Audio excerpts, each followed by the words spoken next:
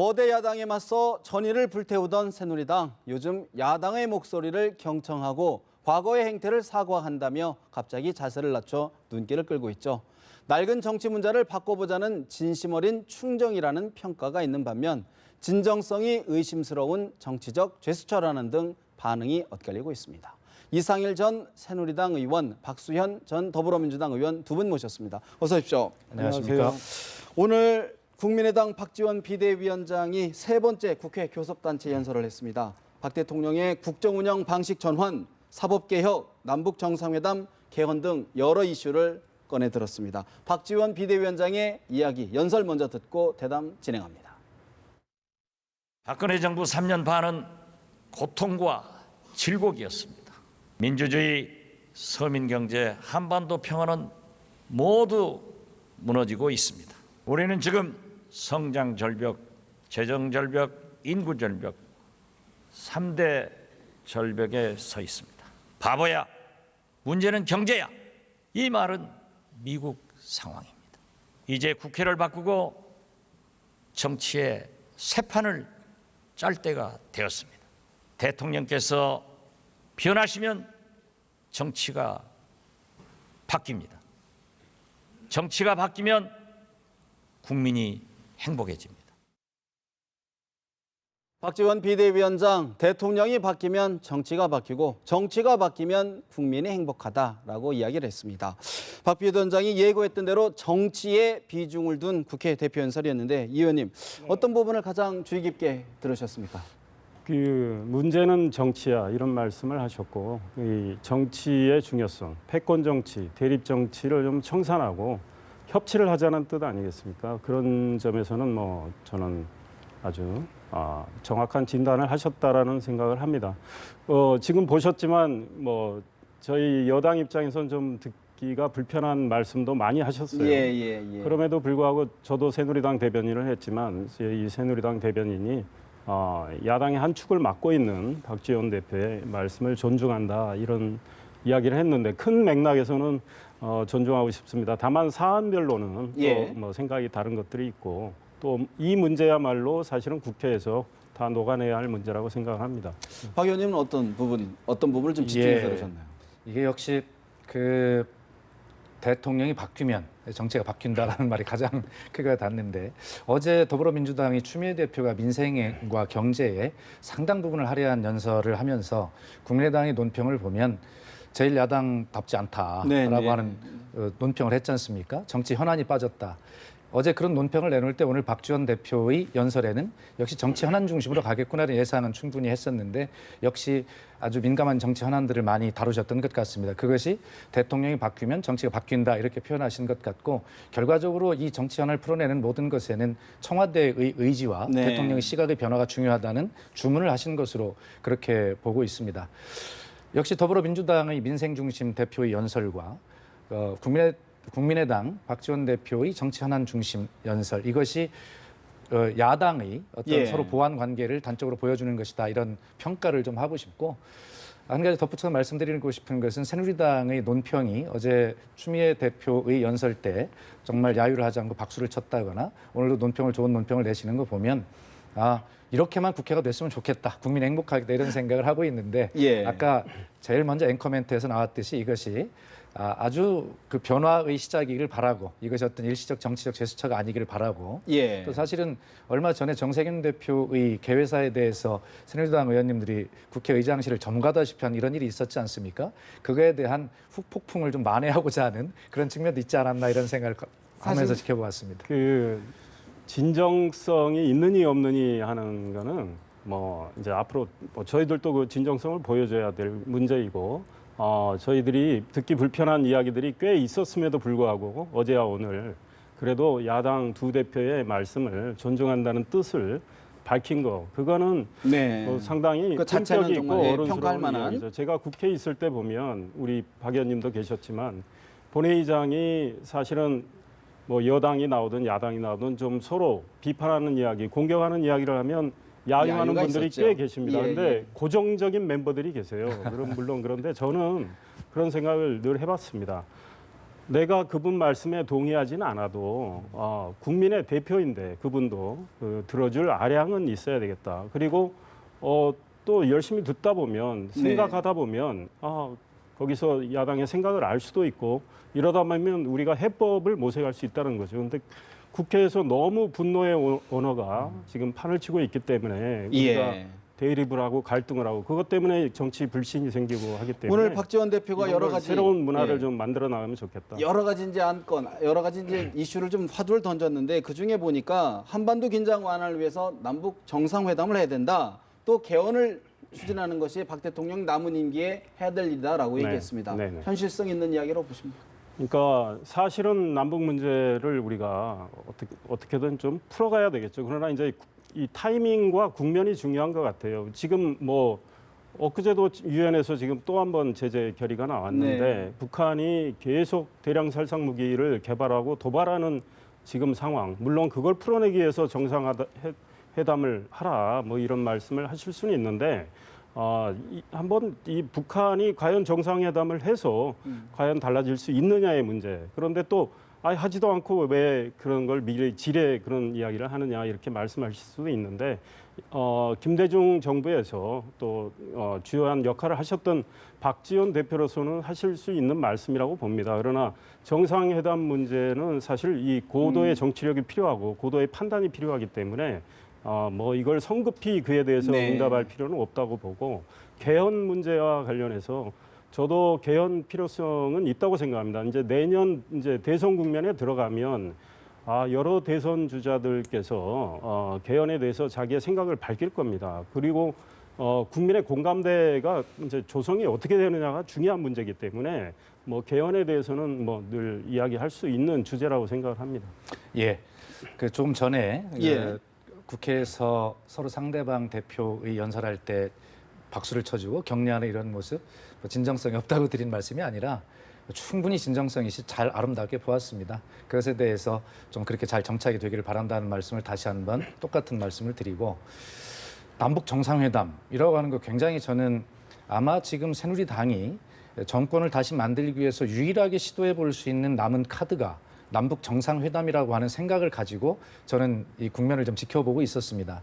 그러나 말씀하신 대로 좀 작금의 어떤 북핵 문제 이런 것들이 워낙 경색이 돼 있는 국면이기 때문에 새누리당에서는 아마 그 대선을 앞두고 그런 남북 정상회담 카드를 꺼내서 이런 국면을 돌파하고 떨어진 지지를 회복하기 위한 마지막 지렛대로 쓰고 싶은 욕심은 많을 것입니다. 그러나 그런 상황이 그렇게 녹록지가 않겠다. 더구나 지금 현재의 남북 문제는 남북 간에 결심한다고 해도 될 문제가 아니고 주변 강대국들이 고루 연관이 되어 있는 어떤 국제적인 질서의 문제이기 때문에 이것이 하고 싶어도 사실은 하기 힘든 국면으로 이미 접어들었다 이렇게 보고 있는 것이고 지금 남북 정상회담 아마 박지원 대표께서는 이제 아마 그 국민의당 사실 뭐 이 존재감이 사실은 그렇게 많이 보여지지 않지 않습니까? 그러다 보니까 어떤 존재감을 부각시키기 위한 여러 가지 그 대안으로 이런 굵직굵직한 카드를 한번 던져보신 것 같은데 사실은 실현 가능성은 크게 많아 보이지 않는 것이 현실이고 개헌 문제는 우리 대한민국의 구조를 좀 미래지향적으로 21세기 가치와 질서 중심으로 바꿔내기 위해서는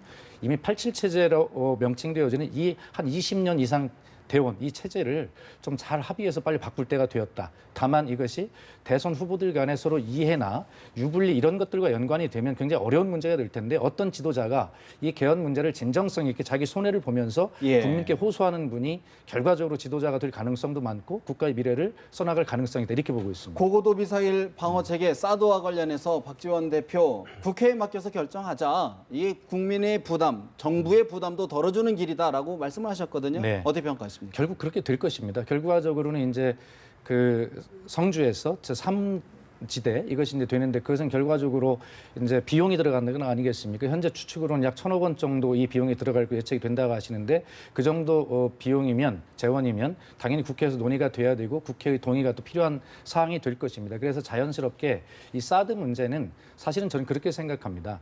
우리가 이것이 북핵을 막아낼 수 있는 유일한 그런 효용성이 있는 수단이라고 한다면 설사 완전한 수단이 안 된다 하더라도 한 70~80% 막을 수 있는 가능성이 있다면 예를 들어서 외교나 다른 경제적 어떤 손해가 좀 되더라도 이 문제를 선택해야 된다고 봅니다. 안보의 문제. 그렇습니다. 중요하니까.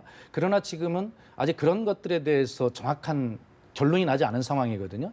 그래서 논의를 해보자는 것인데 그래서 결과적으로 논의를 하되 자연스럽게 그런 국회로 넘어오는 국면에서 이런 문제도 자연스럽게 논의를 예. 해보고 하는 것이 좋겠다라고 하는 좋은 말씀이시라고 생각합니다. 제3부지에 결정하게 되면 자연스럽게 국회로 넘어오는 상황이 될 것이다 그러니까 말씀해 주셨는데 국회에서는 뭐 이 문제에 대해서 뭐 충분히 논의를 할 수가 있죠. 지금 뭐 국민의당은 반대를 하고 있고 더불어민주당은 김종인 대표 체제에서는 뭐 전략적 모성이라는 모성. 표현을 쓴 것 같았는데 지금 추미애 대표는 반대하신다는 말씀을 했기 때문에 그러나 이거는 사실은 결단의 문제라고 생각을 합니다.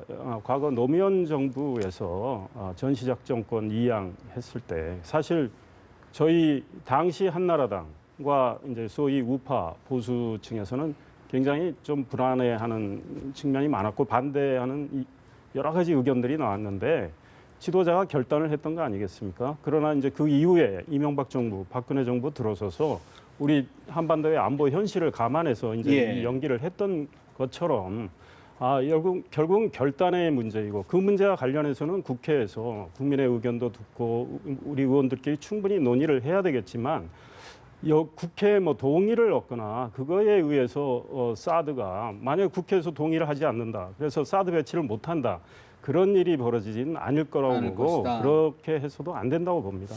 알겠습니다. 사실 지금 국회 교섭단체 이후 이정현 추미애 대표의 장외 행보가 굉장히 눈길을 끌고 있습니다. 먼저 이정현 대표 호남 사과에 이어 이후 여사를 예방을 했는데 DJ 때 초보 야당이었다. 거듭 사과를 했습니다. 홍문종 의원의 이야기 듣고 대담 이어갑니다.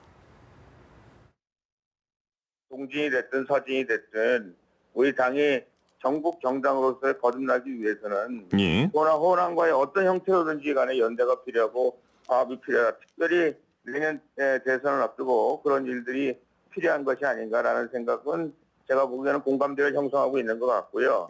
그런 의미에서 이정현 대표가 얘기한 그 동서간의 화합 뭐 이런 것들은 제가 보기에는 저희가 잘 승화 발전시키면 좋은 결과를 낳을 수 있지 않을까 이런 기대들을 하고 있는 것 같습니다. 이정현 대표 군부대 방문도 파격적이었습니다. 1박 2일 동안 병사들과 함께 그런 모습도 보여줬는데 박 의원님 사실 긍정적으로 보는 시각도 있는데 또 과공비례다. 경선이 지나친 것 아니냐라는 평가가 있는데 어떤 생각이십니까? 저는 좋은 모습으로 보고 있습니다. 잘하신다.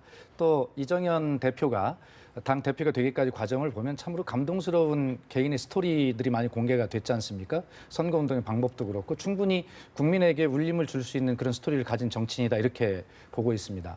다만 저런 것이 어떤 한 개인의 정치적 행보로 읽혀서는 안 되고 저것이 국민께 다가가는 진정한 모습으로 저것이 빨리 정착이 돼야 된다 이렇게 보고 있고요. 심지어는 이정현 대표가 개인이 자기 대권 행보하는 것 아니냐 이런 비판도 있는 거 아니겠습니까? 저는 이정현 대표가 이제 어느 정도 저 정도 하셨으면 이제는 이런 거 해야 된다고 생각합니다. 청와대를 향해서 대통령님께 여당의 대표로서 지금 정치 현안들이 산적한데 우병우 수석의 정리 문제나 이런 것들에 대해서 이제는 국민의 목소리를 밀짚 모자 쓰고 잠바 입고 다녔지 않습니까? 거기서 들은 이야기가 있을 거 아닙니까? 그것을 할 말 하는 대표가 되겠다 했으니 가서 청와대 대통령님께 이것이 국민의 뜻입니다라고 전달하는 그러한 말씀을 할 때 저런 어떤 행보들도 진정성이 있는 것으로 힘이 실린다. 받을 수 있을 것이다 이렇게 보고 있고 그것이 새누리당이 집권으로 가는 길일 것이다 이렇게 생각을 합니다. 굉장히 무거운 충고를 해주셨는데 이 의원님 어떻게 보세요? 이정현 대표 이거 듣고 계신지 모르겠네요. 본인은 또 본인대로 많은 고민을 하시는 것 같아요. 그래서 바람이라는 표현도 하셨는데 뭐 벼가 익으려면 해하고 비만 필요한 게 아니라 바람도 필요하다. 아마 나름대로 여론을 전달하려고 노력은 하지 않을까 이런 생각을 하고 있고 그러나 우리 존경하는 박 의원님 말씀대로 저도 좀 어쩔 때는 좀 속 시원히 민심을 전달했으면 좋겠다는 생각을 하고 있고요. 정말 군부대 방문해서 1박 2일을 보초도 쓰고 아침에 같이 일어나서 뛰고 이런 모습이 그냥 일종의 소위 말하는 쇼가 아니라 저분은 저런 식으로 쭉 정치 행보를 해왔어요. 그러면서 그걸 통해서 민심도 듣고 이번에는 군심을 체크한 거죠.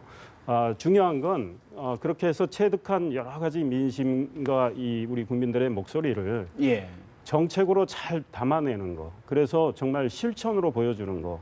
여당이 이런 문제를 더 먼저 주도하는 거.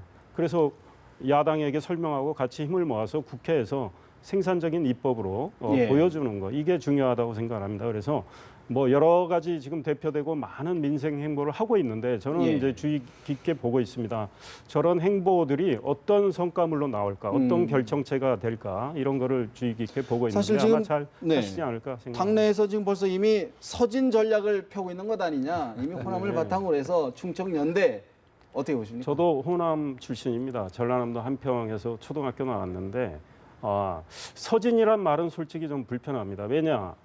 정치적인 어떤 의도나 셈법이 들어가 있는 말처럼 보입니다. 물론 김대중 정부에서 김대중 대통령 때 그때 영남을 공략하기 위해서 동진 정책을 쓴 적은 있습니다. 그래서 뭐 저도 정치부 기자 출신인데 네. 뭐 기자들은 서진이란 표현을 쓸 수 있겠지만 서진 이상의 것을 해야 된다. 그러니까 정말 진정성을 보여줘야 되고 호남 홀대한 거에 대해서 당대표로서 처음 사과를 했는데 잘한 일이라고 생각합니다. 사실은 박근혜 대통령 대선 때 호남의 눈물을 닦아주시겠다고 하신 적이 있습니다. 그러나 제가 보기엔 매우 부족합니다. 이 정부가 국민 대통합 노력 많이 부족했고 그걸 이정현 대표가 문제의식을 가지고 정말 호남에 다가가겠다. 이건 호남뿐 아니고 어느 지역도 우리한테 중요하지 않은 지역이 없기 때문에 저희가 여당답게 정말 진정한 전국 정당이 되기 위해서 다가가겠다는 거니까 그 역시 이제 앞으로 행동과 실천, 정책으로 네. 제시를 해야 된다고 정치 봅니다. 공약, 공학으로 봐서는 안 된다. 그런 네. 말씀이신데 예. 우리 저 이상일 의원님께서 어쩌면 그렇게 저하고 똑같은 생각을 하고 계신지 정말 감동했습니다. 저는 이런 생각을 했습니다. 사실은 이정현 대표의 행보에 대해서 좀 외람되게 한 말씀 좀 드리고 싶은 것은 이런 겁니다. 지금 대선을 앞두고 이 행보가 대선 전략의 그런 일환으로 기획되고 그렇게 계산하에 이루어진다면 이것은 정치 발전에 도움이 안 된다.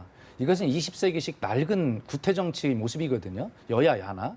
그래서 이제는 좀 제발 지역 이야기 좀 안 했으면 좋겠습니다. 예를 들어 저는 충청인데요.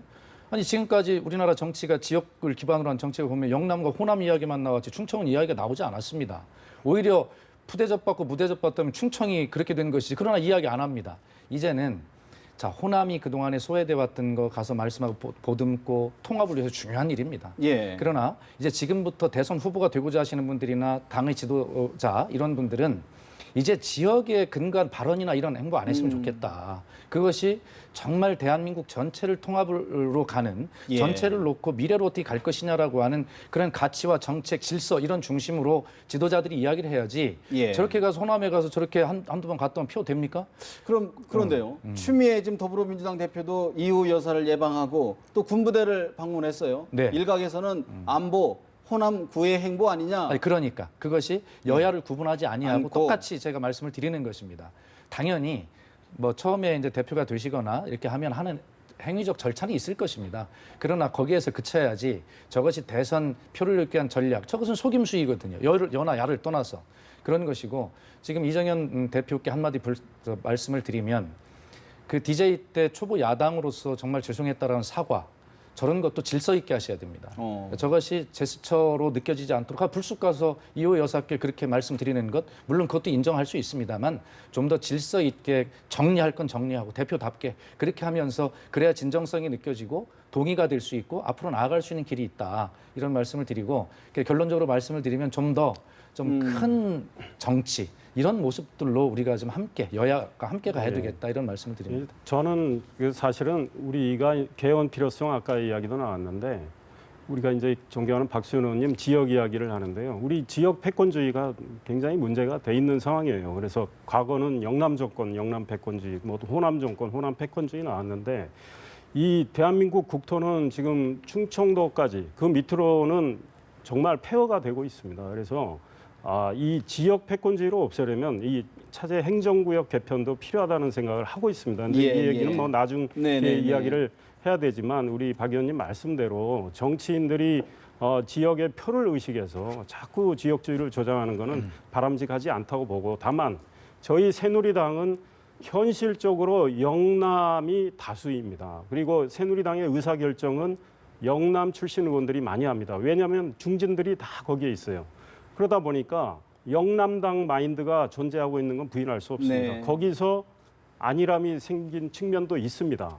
그러다 보니까 우리가 웰빙 정당 이런 이야기도 듣고 또 다른 지역에 대해서는 좀 소외감을 심어주는 측면이 분명히 있었습니다. 그래서 그런 거를 좀 우리가 이제는 청산을 하고 정말로 지역의 예. 대통합을 하고 그다음 지역 균형 발전을 하겠다. 이런 각오로 아마 우리 이정현 대표가 그런 행보를 하지 호남에 않는가. 대한 사과, 네. 일정한 평가 필요하다. 네, 그런 말씀으로 그렇게 정리를 봐주시면 좋을 해보고요. 것 같습니다. 사실 지금 정치권 또 우리 사회 걱정스러운 부분이 하나가 있습니다. 하루 이틀, 하루가 멀다 하고 터지고 있는 법조 비리 참 국민들 실망스럽지 않을 수가 없는데 오늘 박지원 대표도 공수처 신설, 사법개혁 강하게 이야기를 했는데 이재정 의원, 김경진 의원 두 의원의 이야기 먼저 들어보시겠습니다. 매일같이 쏟아지는 뇌물 판사, 스폰서 검사, 정관예우 변호사 사건들을 바라보면서 우리 국민은 법조계의 뿌리 깊은 부정부패의 고리를 더 이상 법조계 스스로 끊어낼 수 없다는 사실을 확인했습니다. 사건이 일어날 때마다 내놓는 셀프 개혁은 늘 공연불에 그쳤습니다. 사과도 약속도 더 이상은 정답이 될 수 없습니다. 정부 여당은 공수처 도입을 비롯한 개혁안 논의에 적극 나서기 바랍니다. 땅에 떨어진 사법 정의를 다시 세우기 위한 노력에 적극 동참하기 바랍니다. 98%의 검사는 정말로 이게 등골 빠지게 일하고 있고 정말로 청렴한 생활을 하고 있거든요. 근데 대다수의 검사들이 그런 모습을 알고 있는데 제가 법사위에 가서 이 후배 검사들을 비판하기가 부담스러운 겁니다. 그러니까 마찬가지로 이게 검찰 내부의 셀프 개혁이나 셀프 수사 이 자정이 불가능하다는 이유가 뭐냐면 서로 한 솥밥을 먹고 같이 일을 하다 보면 아주 이런 이질적인 돌출 분자가 있다는 가능성은 어느 정도 염두에 두고 있지만 실제 몸에 느껴지는 것은 같이 고생하는 부분만 느껴지기 때문에 더불어민주당 이재정 원내대변인 더 이상 법조계 스스로 셀프 개혁, 부정부패 고리를 끊어낼 수 없다는 사실을 확인했다라고 따끔하게 지적했습니다. 검사 출신이죠. 김경진 국민의당 원내대변인 대다수 검사가 힘들게 고생하기 때문에 오히려 셀프 개혁을 못하는 것이다라고 옹호를 했습니다. 박 의원님, 네. 정말 이 반복되는 법조 비리, 법조 개혁 좀 어디서 이렇게 좀 출발을 해야 될까요? 지금 적어도 사회가, 나라가 뭐 썩을 수 있습니다. 부정부패 있을 수 있죠. 그러나 이 법조 3륜이라고 하는 이 법조계, 이것만큼은 정의가 지켜져야 합니다. 우리 국민들이 TV에 보다 보면 대법원입니까? 검찰청입니까? 어디 저울에 이렇게 딱 해서 수평을 잡는 거 있지 않습니까? 대법원입니다. 예, 그렇습니까? 예. 아니 정말 그렇게 돼야 되고 이 최후 정의를 지켜야 되는데 이것이 썩는다고 하면 나라 전체가 이건 유지될 수가 없는 것이죠. 지금 양승태 대법원장 뭐 사과하시는데 지금 역대 3번째라는 거 아니겠습니까? 계속 이어지고 있죠. 정말 부끄러운 일입니다. 그래서 차제에 이 문제는 이게 대한민국의 존망이 걸린 문제라는 생각을 가지고 합의해야 합니다. 그래서 여야 간에 무슨 뭐 조금 이해관계가 조금 불리하고 유리하고 이런 거 따지지 말고 공수처 신설 이런 거 기왕에 합의됐던 이야기니까 이런 거 하고 지금 저희 당에서 낸 논평대로 이것이 자체 개혁 가지고는 이미 안 된다는 것이 계속 검증이 되었고 사고하는 중에 또 터지고 있지 않습니까? 벌써 지금 56명인가가 금풍이 향수수 비리에 연루됐다는 거 아니겠어요? 이런 측면에 보면 이제 자체 개혁을 기회를 줄 만큼은 줬다. 그러므로 이제 외부적 충격에 의해서 개혁을 끌고 갈 수밖에 없는 상황이라면 지금 그 여야가 이 기회에 합의해서 국민에게 약속해야 됩니다. 공수처 뭐 신설이나 이런 것들 할 수 있는 것들 외부적 충격으로 개혁을 끌고 갈 수밖에 없는 상황이 됐다 이렇게 보고 있습니다. 예, 그 자체 개혁을 수차례 뭐 저도 언론인으로서 여러 차례 뭐 기사를 쓴 적이 있지만 그것들이 매번 실패로 돌아간 게 이제 확인이 된 상황에서 지금 고위공직자 비리 수사처 이야기가 이렇게 나와서 이제는 외부에서 강압적으로 개혁을 해야 된다는 이런 목소리까지 나오게 된 데 대해서는 정말 이 우리 대법원 우리 또 검찰 전부 반성을 해야 된다고 생각합니다. 이 공수처 문제는 굉장히 시스템을 새로 도입하는 문제이기 때문에 좀 예민한 문제가 있습니다. 여기 검찰의 이제 기소 독점주의를 또 깨는 문제도 있고 옥상옥이라는 지적도 있고 그 시스템을 도입을 해서 과연 그걸 도입했다고 해도 이게 부패가 없어질 거냐 이 문제도 남아 있지만. 저도 지금 저희 여당은 반대하는 입장이 굉장히 많습니다. 그러나 지금 뭐 셀프 개혁은 뭐 더 이상 국민의 신뢰를 얻기 어려운 상황에서 좀 더 특단의 대책이 없나 이럴 생각을 해야 할 때가 왔다고 생각을 합니다. 그러니까 대선 주자들이 뭔가 좀 공약을 내세워야 되는 거 아닐까요? 과거에도 공약은 예. 나왔었습니다. 그러나 이제 이거를 현실적으로 제도를 도입하는 문제에 있어서는 여러 가지 이제 신중한 고려가 필요했기 때문에 아직 도입이 안 되고 있는데 지금 뭐 여러 가지 비리들이 저희 충격적인 비리들이 터지는 상황이니까 특단의 대책을 좀 네. 고려를 할 때가 됐고 셀프 개혁은 셀프 개혁대로 또 해야 된다고 하고. 봅니다. 그러니까 동시다발적 개혁이 필요하고 예. 박지원 대표 오늘 말씀하셨지만 국회에도 사법개혁 특위가 특위. 필요하다고 그랬는데 사실 국회에 있었지만 특위가 그렇게 과연 효용성이 있느냐의 문제는 있습니다. 그러나 국회에서 사법개혁을 얘기하는 그 특위를 만든다면 결국 국민의 목소리를 담아내겠다는 이야기인데 조심스럽긴 하죠. 입법과 사법부의 문제까지 예. 논의하는 상황이니까. 그럼에도 불구하고 정말 국민 대다수가 원하는 이 법조 개혁이 어떤 건가 이런 걸 논의하기 위해서는 그런 특위까지도 긍정적으로 검토할 필요가 있다. 지금 저희가 지금 이야기하고 있는 이런 그 개혁 방안들이요. 이미 2012년에 현재 박근혜 대통령님의 공약집에 고스란히 다 실려 있는 얘기입니다. 실천만 하면 되는 것입니다. 지금 이상일 의원님 말씀대로 여러 가지 현실적인 고려 이런 것들을 하다 보니 지금 못하고 있는 부분이 있다 말씀하시는데 아무것도 안 하는 것보다는 다소 문제가 있더라도 무엇인가를 하는 것이 중요하다. 시작하면서 문제가 있다면 수정할 수 고칠 수 있는 문제입니다. 기왕에 대통령님께서 공약을 하셨기 때문에 약속을 잘 지키시는 그런 이미지를 가지신 박근혜 대통령님께서 의지만 가지실 수 있다면 이 문제는 충분하게 예. 하면서 진행할 수 있겠다 이런 생각을 갖습니다. 저는 현재 이 풍토에서는 공수처가 새로 신설이 돼도 저런 부정부패는 아직도 존재하리라고 그럼 현 생각합니다. 제도를- 그러니까 사실은 법조 내에서 정말 문화 풍토를 바꾸는 이런 것부터 자정 노력이 정말 치열하게 전개돼야 그래서 된다고 가장 생각합니다. 근본적인 네. 대책일 것이고 그런 장기적인 대책과 함께 단기적으로 할 수 있는 것들은 문제가 다소 예상이 된다 하더라도 시작하면서 보완할 수 있다 이런 얘기를 알겠습니다. 말씀드립니다. 사실 뭐 정치권 내 국민 여러 감정들이 어느 정도 검찰 개혁 필요성에 대해서는 공감을 하는데 구체적인 방법에 대해서는 좀 더 치열한 논의가 있어야 되겠다. 이렇게 정리를 좀 해보고요. 사실 이제 찬바람이 불기 시작하니까 대선 주자들의 행보가 좀 빨라지고 있습니다.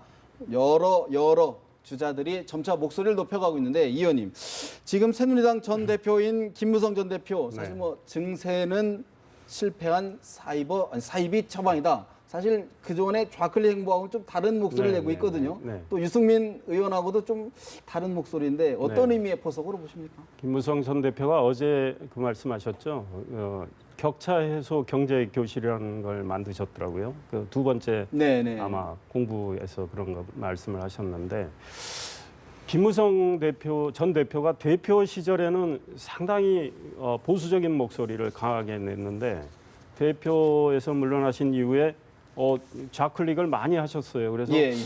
정체성은 뭘까 이런 지적들이 나왔는데 이제 뭐 이 증세에 관한 보수의 목소리를 확실히 내셨는데 아마 이 우리 경제 현실, 우리 경제가 정말 굉장히 어려운 상황인데 예, 경제 해법을 예. 놓고는 뭐 경제학자들조차도 진단과 처방이 다르기 때문에 뭐 무례 아닌 제가 말할 자격은 없지만 김무성 대표는 성장 동력을 먼저 갖추는 게 중요하지 않을까. 그러니까 지금 증세라는 건 뭐 야당이 지금 주장하지만 법인세 지금 22% 세율을 25%로 올리자는 거 아니겠습니까?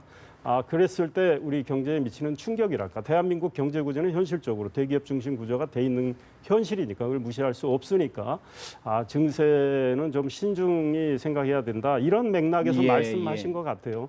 유승민 전 원내대표하고 생각은 약간 다르고 저희 새누리당의 뭐 예비 후보들이 다양한 정책적 이슈를 지금 제기하고 있습니다. 자기 생각을 밝히고 있고 그거에 대해서 국민들의 평가를 지금 받으려고 노력을 하고 있는 이 현상 자체는 저는 굉장히 바람직하다 이런 생각을 하고 사실 있습니다. 뭐 유승민 의원 전 원내대표 대표적인 이제 증세론자인데 같은 비박계내에서도 약간 좀 결이 달라요. 네. 지금 그 대한민국의 경제 운영 구조를 보면요. 한 개인의 삶도 한 70살 정도 이렇게 되면 사실은 어떤 여러 가지 성장 동력이나 이런 것들이 부족해지는 게 사실 아니겠습니까? 대한민국의 경제 구조 정말 정부 수립 이후에 보면 대개 김대중 정부나 노무현 정부 때 일부 시도를 빼고는 대개 대기업 중심 이런 경제 구조의 틀을 유지해 온 것입니다. 그런데 왜 지금의 우리 경제 현실이 이럴까요? 이것은 무엇인가 문제가 있다는 것을 반증하는 것입니다. 그렇기 때문에 이제 한 70여 년 정도 그런 경제 구조를 가지고 왔다면 이제 변화를 시도할 때다. 이런 예. 말씀을 분명히 드리고 싶고, 그것이 저희 당에서, 야당에서 이야기하는 소위 경제 민주화로 대표되는 또 뭐 포용 성장이나 이런 것 아니겠습니까? 소득 주도 경제. 다시 말해서 우리 서민의 지갑을 좀 두툼하게 해서 구매력을 높여 주어야 그것이 어떤 내부 경제가 선순환 구조가 일어나서 그 순환이 되고 뭐 그렇게 되는 것이다, 이런 것인데, 지금 저희가 이야기하는 법인세의 정상화, 법인세 증세가 아닙니다. 네네. 원래 25% 수준으로 부과하던 것을 22%로 낮아진 거를. 내렸는데 그것을 그 정도로 정상화하자는 것입니다. 박근혜 대통령의 말씀대로. 그리고 그것을 전체 무슨 뭐 대기업에 다 하자는 것도 아니고, 상징적으로 뭐 10대 재벌 기업이나 아니면 뭐 매출이 얼마 규모 이상의 얼마, 이런 단계적으로 예, 하자는 예. 것이거든요. 그래서 저는 김무성 대표님께서 굉장히 공부를 많이 하시는 것 같은데, 굉장히 이게 부조화된 공부를 하고 계시구나 하는 걸 느끼고 있습니다. 성장 동력을 말씀하시면서 증세에 대해서는 또 보수적인 시각을 가지셨는데, 그럼 증세 없이 어떻게 하겠다는 이야기입니다. 이건 솔직하게 합의를 해야 됩니다. 유승민 원내대표가 증세를 이야기하다 결국은 유탄을 맞으신 건데, 아니 결과적으로 세금이 필요하니 예. 결과적으로 담배세 올려가지고 결과적으로는 세금 충당한 거 아니겠습니까? 그렇게 이해할 수밖에 없잖아요. 그러니까 이 증세 문제에 대해서는 이미 경제정책의 방향에 대한 합의와 증세에 대한 합의, 복지에 대한 합의, 이런 것들을 이제는 폭넓게 진보 네. 보수 할 거 없이 털어놓고 한 70년간 유지되었던 경제 구조의 틀을 바꾸는 차원에서 논의해야 된다, 이렇게 보고 있습니다. 복지와 뭐 연계해서 좀 봐야 된다. 세금 그런 문제는 말씀이신데. 결국 우리 박지원 의원님 뭐 야당의 생각을 대변하고 계시지만 또 여당은 여당대로 생각이 다르기 때문에 이 사회적 타협이 또 필요한 문제고, 그렇습니다. 예. 사실은 법인세 25%가 지고지선의 그 숫자는 아니지 않습니까? 그렇습니다. 지금 예. 뭐 선진 각국은 사실 법인세를 내리고 있는 추세이기 때문에 그에 대해서 또 반박을 예, 충분히 예. 야당도 선진국은 해왔고. 훨씬 더 높은 물론. 36%의 그러나 법인세를 우리 있기 이제 때문에 내린다고 할 수 우리가 있죠. 이제 아까 야당이 말씀하신 25%그 기준은 뭐 매출액 500억 원으로 알고 그렇습니다. 있어요. 500억 그러나 원입니다. 이제 우리 경제 현실에 맞는 예. 세제가 들어와야 되겠죠. 그러니까 알겠습니다. 이 문제에 대해서는 많은 토론이 필요한 상황이지 여기서 뭐 결론을 낼 상황은 그렇지. 아니고, 여당이 좀 더 열린 자세로 한번 논의에 아마 임해 제가 주시면 보기에는 우리 좋겠습니다. 여당 내에서 우리 김무성 전 대표나 예. 유승민 전 원내대표 각각 다른 생각을 얘기하고 있는 것 자체가 건강성이죠. 같은 비박계라고 하더라도. 알겠습니다. 네. 그래서 토론이 계속 필요한 사안이다. 필요하다. 그리고 네. 경제 민주화 관련해서도 박근혜 정부가 경제 민주화 조치를 정말 많이 취해 왔습니다. 근데 야당은 일종의 정치 공세로 박근혜 정부 경제 민주화 포기했다 하는데, 이 골목상권 침해 문제, 시장의 공정 질서 문제 입법으로 네. 많이 해왔어요. 그러니까 사실은 인정할 거 인정하고 좀 이런 면에서는 좀 부족하다. 예컨대 이런 거죠. 앞으로 이제 순환 출자하는 거는 못하게 해놨지 않습니까? 근데 이제 기존의 그거는 순환 인정하고. 출자 이거는 해결해 보자. 근데 이거를 할 때 대기업의 이제 소위 말해서 적대적 M&A에 대한 경영권 방어는 어떻게 할 거냐, 이런 문제는 토론이 필요하기 때문에 이런 건 좀 부족하니 이런 쪽은 생각을 해보자. 이렇게 한다면 훨씬 제가 보기에는 생산적인 예. 아마 정책 대안이 나오지 않을까 이런 예, 생각이 하여튼 우리 듭니다. 이 의원님 말씀에 동의하고요. 뭐 그렇게 그런 열린 자세로 좀 논의가 필요하다, 이런 생각이 들고, 그러나 뭐 경제 민주화 입법 조치들을 많이 했다 말씀하시는데 지극히 부족하다는 것이 저희 시각이고요. 그렇게 우리만큼 했어라고 이야기하기에는 집권당으로서 무책임하다는 말씀을 드리는 알겠습니다. 것이고. 예. 지금 사실 뭐 짚어봐야 될 토론 주제들이 많기 때문에 다른 주제를 해봐야 되는데, 경제가 불황이면 뭐 법인세를 인상한다고 그래서 소득이 들어온 건 아니니까 여러 가지 맞물려 있는 것 같습니다. 한 가지를 더 짚어봐야 될 것 같습니다. 지금 여권에서 모병제 이야기가 나오고 있습니다. 지금 뭐 남경필 경기지사가 제기를 했는데 여러 가지 이슈가 나오는데, 정우택 새누리당 의원의 이야기를 먼저 들어보고 대담 진행합니다. 한마디로 지금은 때가 아니다, 이런 말씀을 드리고 싶습니다. 그러니까 현재로서는 제가 이 모병제를 도입하는 것은 반대를 하고 있는 거죠. 또 지금 현재 우리의 안보 현실로 봐서 안보 현실을 외면하는 처사다, 이렇게 보고 있습니다. 지금 우리가 좀 남북의 대치 상황에서도 아직 우리도 많이 해이해진 우리 국가 안보 의식이 더욱 균열될 가능성이 크고요. 또 선택적이긴 하지만은 그 계층 간의 위화감 조성도 굉장히 증가될 개연성이 크다, 이렇게 보고 있습니다. 역시 여권 내 잠재적 대선 주자인 남경필 지사와 충청권의 정우택 의원이 충돌하는 양상인데 우리 먼저 여권의 우리 이 의원님 먼저 어떤 시각으로 보고 계십니까? 이 뭐 남경필 지사가 뭐 일종의 도발적인 어젠다를 제시했다고 봅니다. 충분히 정우택 우리 의원님처럼 그런 지적을 하실 수 있다고 봅니다. 저도 이 문제에 대해서는 사실은 판단하기는 어려운데 그러나 먼 훗날 우리가 지향해야 할 하나의 어젠다는 남 지사가 제시했다고 보고 과연 그 모병제가 지금 이 시점에서 우리가 처한 이 안보 현실에 적합한 시스템이냐 이거에 대해서는 우리가 충분히 논의를 해야 될 거고 많은 우려들이 있습니다.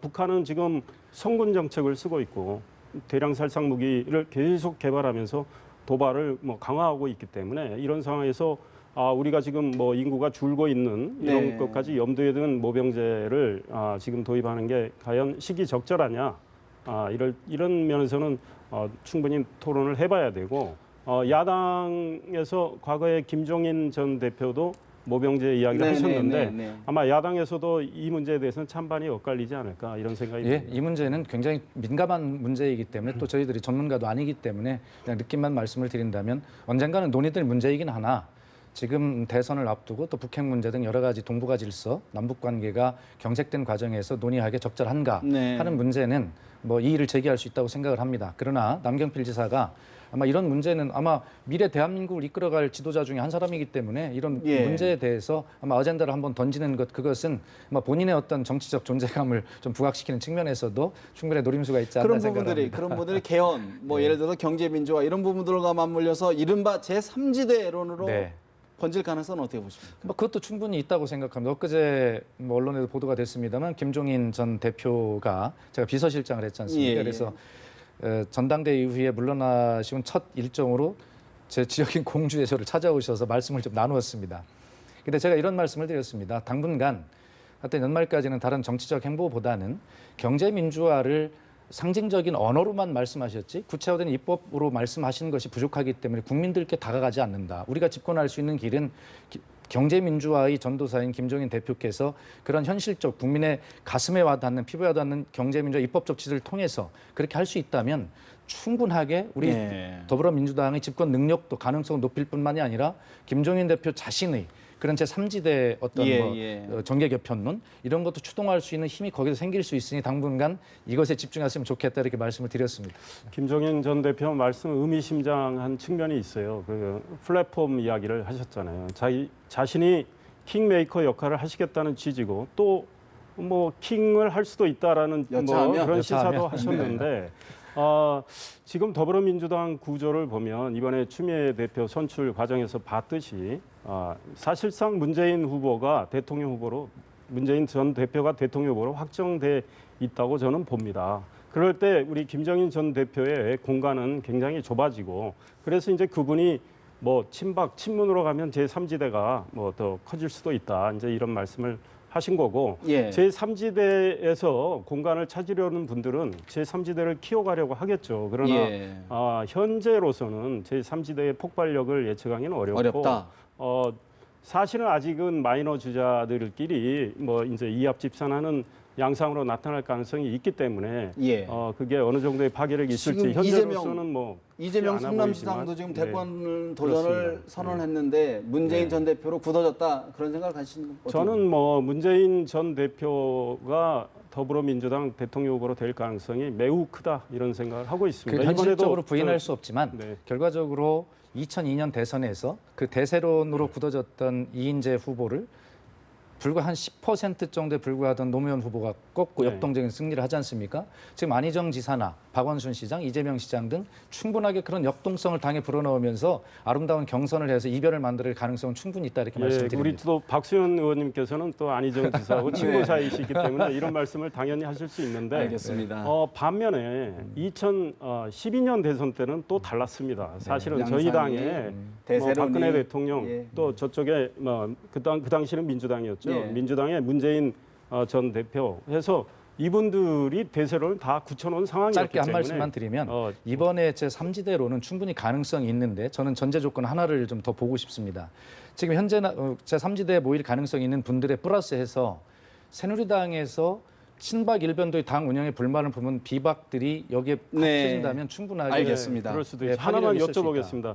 우리 안희정 충남지사께서는 제3지대로 가실 가능성은 별로 없어 보입니다. 전혀 없습니다. 그렇죠? 알겠습니다. 우리 김무성 전 대표 네. 2012년 총선 때 공천을 못 받았어요.